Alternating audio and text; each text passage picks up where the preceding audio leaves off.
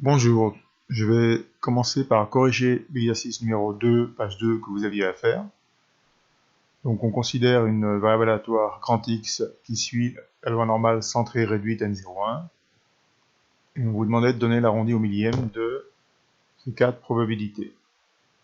Donc là on utilise directement la calculatrice, et donc voilà les valeurs qu'on obtient au millième. Voilà, donc vous vérifiez bien vos réponses. Bien, je vais continuer le cours maintenant avec une propriété qui définit un réel qu'on appelle U alpha. Donc voilà ce que dit la propriété. Soit grand X une variable aléatoire qui suit la loi normale centrée réduite n01. Alors pour tout réel alpha compris entre 0 et 1, il existe un unique réel U alpha strictement positif, tel que la probabilité que x soit compris entre moins U alpha et U alpha est égale à 1 moins alpha. Bon, il faut se rappeler que la probabilité que x soit compris entre moins U alpha et U alpha, c'est l'air sous la courbe de la fonction de densité sur l'intervalle moins U alpha, U alpha. Donc voici maintenant une illustration graphique de cette propriété.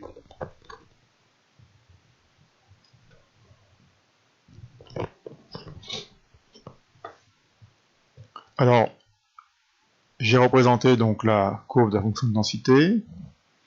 Ici, on peut voir la valeur de alpha qu'on peut changer à souhait.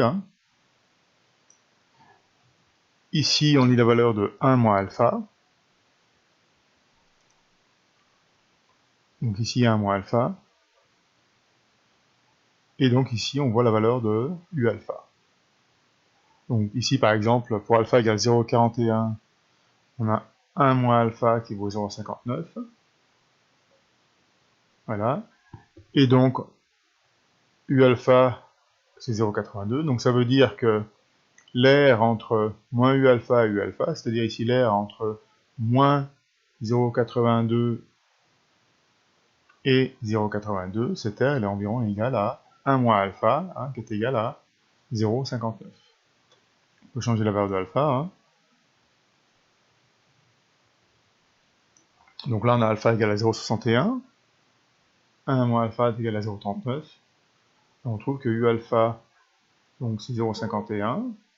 Ça signifie que l'air entre moins 0,51 et 0,51, cette aire, sur la courbe, eh bien, elle est égale à 1 moins alpha, c'est-à-dire ici à 0,39, puisque alpha égale à 0,61. Voilà, donc en réalité, donc, pour chaque valeur de alpha dans 0,1, il existe un réel U alpha, tel que l'air entre moins U alpha et U alpha, c'est égal à 1 moins alpha. Donc attention, c'est bien 1 moins alpha et non pas alpha.